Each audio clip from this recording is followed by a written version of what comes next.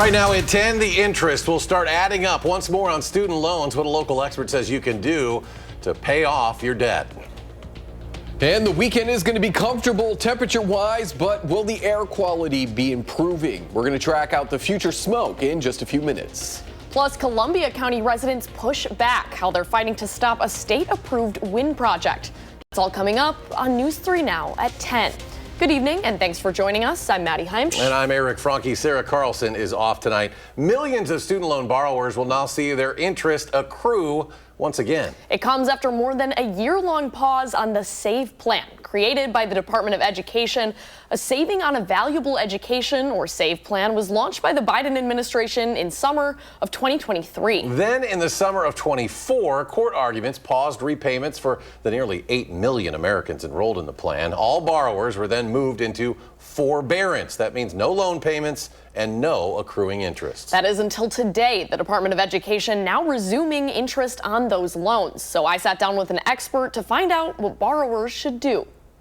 If you're in SAVE, find a new plan. UW-Madison professor and financial aid policy expert Nick Hillman says it's that pausing and unpausing that makes things difficult for borrowers. A lot can happen in a year. It's easier to shut the system off. It's way harder to turn it back on, and I think that's what we're seeing right now. But it's not just the on again, off again in the courts. The reconciliation bill, the tax bill, whatever you want to call it, it is ending the SAVE program. President Trump's, quote, big beautiful bill will put an end to the program if the courts don't do so first. It's going to end, we know, in 2028, but it could end sooner.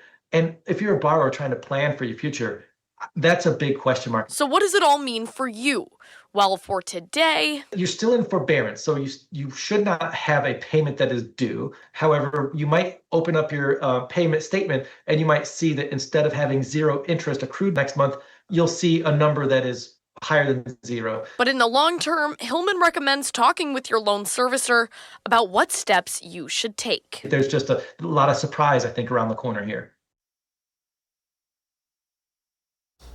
Now, SAVE isn't the only repayment program seeing changes. If you're concerned about the status of your student loans, you can go to studentaid.gov to find your loan servicer or use their loan simulator tool. Well, the haze from the Canadian wildfire smoke will linger in our skies overnight. Blaze joins us now with how our air quality is looking. Hi, Blaze. Hello. And it's improved a little bit. There's a bubble of moderate air quality for anybody in the yellow. So that would be all of Dane County, northern parts of Rock and Green, parts of Iowa, Sauk, Juneau, Adams. You're getting the picture here, kind of in the heart of the News 3 Now coverage area. Everybody else in the orange, that is unhealthy for some, and off across northwestern parts of Wisconsin and Minnesota, we find the red, which is unhealthy for all.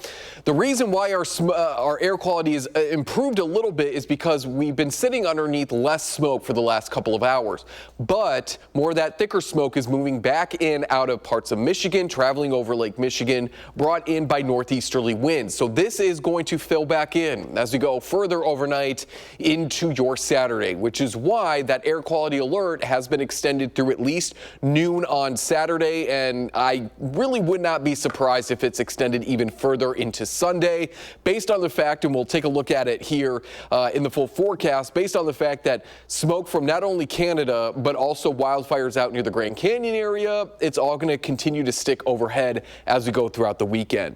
So that being said, just take it easy outdoors if you're a little bit more susceptible, if you have asthma. Per the National Weather Service, they're just saying you might want to limit your time and your pet's time outdoors. So what is in store for us next week as this high pressure system moves on out of here? We'll take a look in the full forecast. All right, Blaze, thank you. A Milwaukee man has been sentenced in the murder of Sade Robinson, a judge sentencing Maxwell Anderson to life in prison without the possibility of parole. A jury found him guilty of murder, mutilating and hiding a corpse, and arson back in June. On a first date, Anderson killed, dismembered, and scattered Robinson's remains. Those remains later discovered in parks across Milwaukee County and also as far away as northern Illinois. You're a coward. My daughter is a hero. My daughter is a hero. She has saved so many other women from this demonic serial killer that there's no telling how many more people that he has killed. Now, Anderson maintained his innocence when he took the stand during the sentencing hearing. Saturday marks 1 month since workers at the Mercy Health East Clinic in Janesville walked off the job, looking for a mix of demands. In the month since beginning this strike, UAW Local 95 says only 2 of the more than 100 members have not returned to work. It was early last month when the vice president of Mercy Health said there would not be a disruption in patient care. But a member of the striking union says he's heard from patients who say that's not the case. Providers have no staff that is qualified to help them out. We've had reports of medications going missing, wrong vaccines being given. News 3 Now has not been able to verify those claims. Union representatives further say they have no indication to believe the parties will come to an agreement anytime soon. Well, today at the Capitol, a rally for home health care access serves as the culmination of one man's 127-mile trip from Neenah to Madison in his wheelchair. You might remember Maddie's story last night at 10. Carl Schulze's been riding his wheelchair more than 10 miles a day for the past 2 weeks, protesting for the aides and caregivers who work with him every day. Schulze says there is a shortage of those caregivers because they aren't paid competitive wages and often don't receive benefits with their work. I've driven my wheelchair 125 miles to sit here in front of the Capitol to raise the alarm. People with disabilities on Medicaid, like me, are being left behind because our home health aides, the heartbeat of our care, are underpaid and undervalued. Now, Schulze was joined at the Capitol by other members of the disability rights community, many sharing the stories of their own caregivers, advocating for increased Medicaid funding to provide those workers with livable wages and also benefits. Town of Columbus residents are working to prevent wind turbines from going up across Columbia County. The town supervisor citing the flickering lights, noise, and health and safety of residents as primary concerns. So the town is working to establish an ordinance to slow down Alliant Energy's wind project. But an issue with the order is the size of the project. Projects over 100 megawatts are required to be reviewed by the Public Service Commission. Therefore, one of this size is regulated by the state. You know, if we have no control over things that happen in our area and can't voice our opinions and control anything, why not just let the county run everything? In a statement to News 3 Now, Alliant Energy says, in part, quote, "We continue to follow all regulatory, environmental, and governing rules in order to provide safe and reliable energy." Officials say the ordinance is still being drafted. Whether or not it'll make a difference. Well, the Wisconsin Supreme Court swearing in its newest member today, Susan Crawford, taking the place of retiring Chief Justice Ann Walsh Bradley. Wisconsinites elected Crawford back in April. She beat Republican-backed candidate Brad Schimmel and secured the liberal justice's 4-3 majority. The historic race broke the record for the most amount of money spent on a judicial election nationwide. New data shows the job market is slowing down significantly. The Labor Department says U.S. employers added just 73,000 jobs in July, lower than what economists expected. And revisions reveal hiring in May and June was much less than first thought. Last month, more federal workers were let go, including more than 1,300 at the State Department, and tech companies continue to scale back. Hiring now is much weaker than what we had thought, and that raises questions about the future direction of the economy.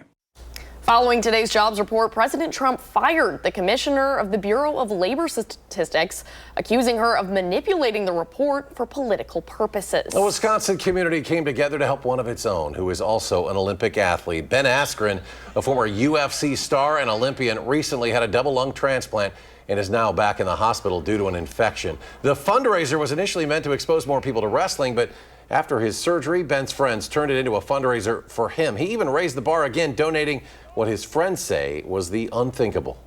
I was with him this weekend. I asked, hey, before I leave, can you sign something that I could maybe raffle off? And he went into his closet and tossed me a singlet. It was his Olympic singlet. I said, I can't take this, Ben.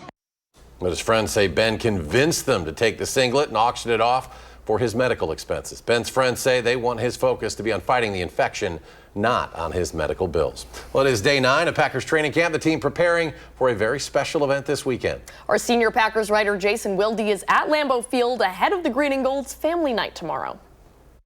How you doing, everybody? It's Jason Wilde at Lambeau Field, and over my shoulder you see the grounds crew painting the lines and painting the logos for family night, which is tomorrow night right here inside the stadium. It is one of the mileposts of the summer, the start of training camp, family night, the preseason games. the final roster reduction at the end of the month, and then before you know it, the regular season opener is here on September 7th against the Detroit Lions right here on Channel 3. But before we get there, the first stop is family night, and talking with Packers wide receiver turned cornerback Bo Melton, there's a lot of great things about family night, but his favorite is putting the family in family night. Oh, most definitely. You know, the fans going to be there. First time we're back in Lambeau. Get the opportunity to play in front of fans. You know, definitely my son going to be there and my girlfriend going to be there. So it's going to be a good time to, you know, play in front of them. I can't even describe it, you know, just being in the moment with him, him and my girlfriend running out, you know, just being able to, for him to see, you know, where his dad plays football at, you know. It's just something for like when you're 20 years down the line, he could be like, you remember when I carried you out the tunnel?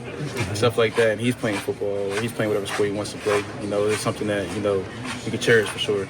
Now, family night has a lot of value for a couple of reasons. One, for young players, especially ones that didn't play at big football factory schools, being inside Lambeau Field with all the fans, it's a good indoctrination for what they're going to be facing as NFL players. Two, it's a great opportunity to make an impression if you're one of those players fighting for some of those last roster spots. But as Bo Melton talked about, the family aspect, the fireworks afterward, it is a special night. And while Bo's one-year-old son Kylo will be here, you can be here as well. There are still some tickets available. That wasn't always the case. But as we enter year 24, there are tickets available. So go to Packers.com if you're interested in coming up. $12 and a little bit of change to attend family night per ticket. Now, while you're online, check out Packers.com. Make sure you go to Channel3000.com where we have all of our free Packers coverage, and sign up for our newsletter as well. That is also free, and you'll get our Packers coverage delivered directly to your inbox. Back to you in the studio. Thanks, Jason. The 24th Packers Family Night is tomorrow at Lambeau Field. Doors open at 5:30. The team takes the field at 7. And a week from that game, the Packers will open the preseason by hosting the New York Jets. Kickoff Saturday, August 9th at 7. And after the break at 10, the manhunt continues after a fatal shooting this morning out in Montana. And the Trump administration announces new tariff rates, how lawmakers and the stock market are reacting to the taxes. Stay with us.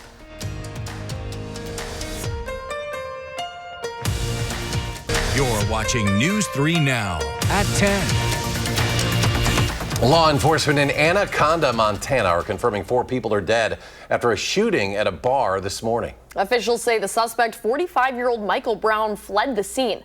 Police are still searching for him and are asking area residents to stay away. Multiple agencies are working this incident, including the Bureau of Alcohol, Tobacco, and Firearms. After more than 6 decades, the Corporation for Public Broadcasting will be shutting down operations. That announcement comes less than 2 weeks after the president signed a bill cutting $1.1 billion for CPB. Officials say they will help local stations come up with plans to deal with small budgets, but they say some may not be able to stay afloat. And we saw stocks are tumbling after a weak jobs report and concerns that new tariff rates unveiled by the Trump administration could take a toll on the global economy. The new rates will be imposed on nearly 70 U.S. trading partners. Erica Brown now reporting with more from the White House. President Trump's new tariff rates will affect dozens of U.S. trading partners, with import taxes on goods from some countries topping 40%. We're taking in literally trillions of dollars for the country. This is making our country very rich. The White House says the rates are based on trade imbalances and negotiations. Switzerland, which exports cheese, high-end watches, and chocolate to the U.S., faces a 39% tariff. And if you can't increase the prices, you lose money by exporting to the United States. Although some of the new tariff rates are lower than what President Trump initially threatened to impose, they are still the U.S.'s most aggressive import taxes in nearly a century. The chickens are coming home to roost on Donald Trump's destructive trade war, and the American people are paying the price. You sow chaos, Donald Trump, you reap chaos. Top Democrats say the tariffs are already having an impact on the economy, pointing to July's weaker than expected jobs report. But Republicans praise the president's plan. You know, the tariffs are working perfectly. It's driving lots of manufacturing jobs back home. I talked to a big pharma company recently that's overseas, and they're going to bring all these jobs over here. The White House says the tariffs will encourage more companies to move production to the U.S., but businesses big and small warn American consumers consumers could soon be facing higher prices. Erica Brown, CBS News, the White House. Well, the hazy skies will continue overnight, but will we see any relief this weekend? Meteorologist Blaze Keller is here with a look at your weekend forecast. We are likely not going to see a whole lot of relief, maybe on Sunday, but I would not be surprised if our current air quality alert is extended through at least the rest of Saturday into probably the first half of Sunday, because we're going to be dealing with these hazy conditions. But it is going to be a very comfortable weekend. Both days upper 70s to low 80s. Winds will pick up in speed but still remain light on Sunday. Partly to mostly sunny. If the smoke doesn't bother you, certainly get outside and enjoy these comfortable conditions, because for the beginning of August, it would certainly make more sense to be hotter and more humid.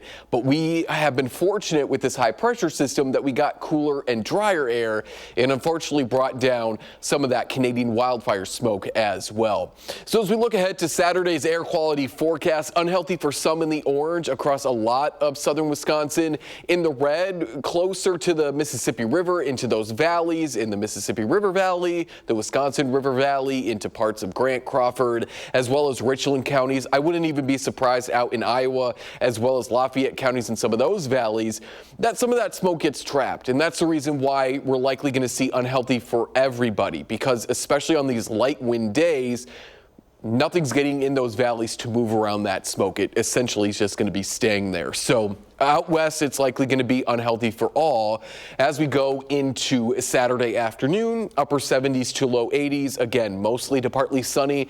It will otherwise be a very, very pleasant weekend. The humidity is still expected to stay low, not only Saturday, but Sunday as well. However, as I mentioned, I do think, or I could see, I should say, the air quality alert being extended, because we're going to still be pulling down smoke from Canada, and we also have a pretty sizable fire out near the Grand Canyon. That smoke is moving eastward as well. So we're going to pull some of that smoke from out southwest, and we're just going to keep that smoke overhead. Again, without breezy conditions, the smoke is slowly going to be moving on out of here. So we're at Sunday at 10 a.m. and there's still a lot of yellow and orange, which is more of that thicker smoke across Wisconsin. So stay with News 3 Now. We'll, of course, keep you updated. The National Weather Service, as well as the Wisconsin DNR, they work together to decide if they should issue air quality alerts. And, of course, we'll pass that on to you. You can also see the latest warnings on our First Warn Weather app as well. The rain chances will increase as we go into the second half of next week. The same high pressure system that cooled us down and brought us comfortable conditions and the smoke will also bring us some of that humidity back as we go into the second half of next week. The good news is the rain totals don't look to be impressive. We could dry out, actually. We've got quite a lot of rain over the last month, and we've really scaled back those drought conditions. Upper 40s to low 50s tonight, I would say, and you can if you want. I'm not your parent. If you want to open up the windows and let in some cooler air, you can. Otherwise, I know, Eric, we talked about this yesterday. Yeah. Just cut the AC. Keep the windows shut, because you might need the AC the second half of next week, but gosh, upper 40s to low 50s early August at night, you can't beat that. Yeah. It's so If you have the windows open, you might need a mask, though. Yeah, because 12 hours of smoke is probably not going to do you a whole lot of good. No. It'd be nice to just get that out of here, whether it's rain or whatever it takes. Yeah. Freshen up the air. Southerly winds next week will certainly help, but yeah, you know, these northerly winds, as long as we have them and the wildfires in Canada keep going, it's probably going to be smoky. All right. He's not our parent. No. He's not going to tell us what to do. Do what you want. Yes. Blaze, thank you. Badger Volleyball looking to replace the National Player of the Year coming up in sports, who they think might be the program's next superstar. Stay with us.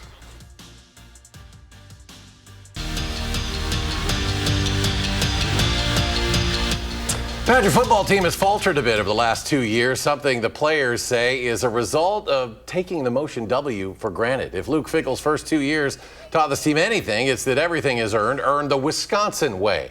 That's why in 2025, Bucky's going back to what they know best, being tough, physical, and disciplined. Just getting back to playing the game the right way. And, you know, like I said, playing the game the right way can mean a lot of different things to a lot of people. I think for us, just being the most toughest, you know, physical, nasty, and disciplined team. You know, when you look up Wisconsin football and the tradition and history, kind of what pops up and what, you know, what does it make you think of? I think that's what we're trying to get back to. think a lot of it's just like our mentality coming into this year. I mean, we're going to be the more physical team, and we're going to try to wear people down, try to get back to old Wisconsin football. Well, replacing Sarah Franklin, a National Player of the Year, is no simple task. But by bringing in Mimi Collier, Wisconsin volleyball might have found its next superstar. The Oregon Duck transfer brings the Badgers a big hitter who can fill the void of a sensational senior class that graduated last season. Collier is on the watch list to win National Player of the Year and chose to take her talents to Madison because of the program's history and also its incredible fan base. I got on the phone with Kelly and, we talked about Wisconsin and the history of it. When you say Wisconsin volleyball, people know what that means. And I've just been really excited to get in here and kind of be a part of that program. I'd played here twice in my career before deciding to transfer. And I'll tell the story over and over about how as soon as those doors opened, people came flooding in, like literally sprinting into the crowd. The general admission section filled up in seconds with still like an hour for the game. These fans are just so passionate about supporting us, and they just love the sport of volleyball.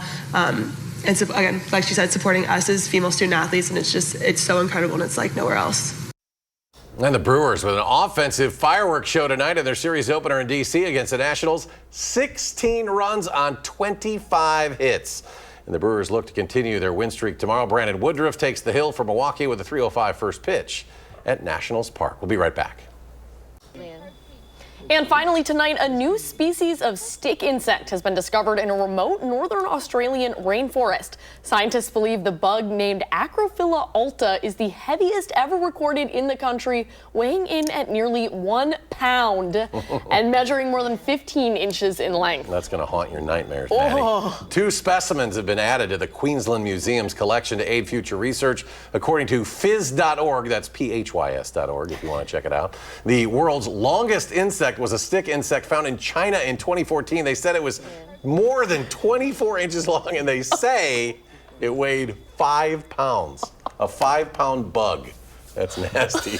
I love it. They probably wouldn't survive a Wisconsin winter, so we don't have to worry about it. We talked about that the other day. But big bugs don't survive Wisconsin winters. I was going to say, because we get cold, I don't think we'll ever hopefully have to deal with a bug, that over weighs 2 feet long? pounds? Yeah. You seem like you liked it. I like some bugs, but I think once we get over a foot long and a golf ball weight, I'm okay. But you know what? We are going to be sitting underneath these hazy conditions for the rest of the weekend. The air quality alert through noon on Saturday. Rain by the second half of next week. All right, Blaze, thank you. Colbert's coming up next. You can always find us streaming 24/7 on Channel 3000+.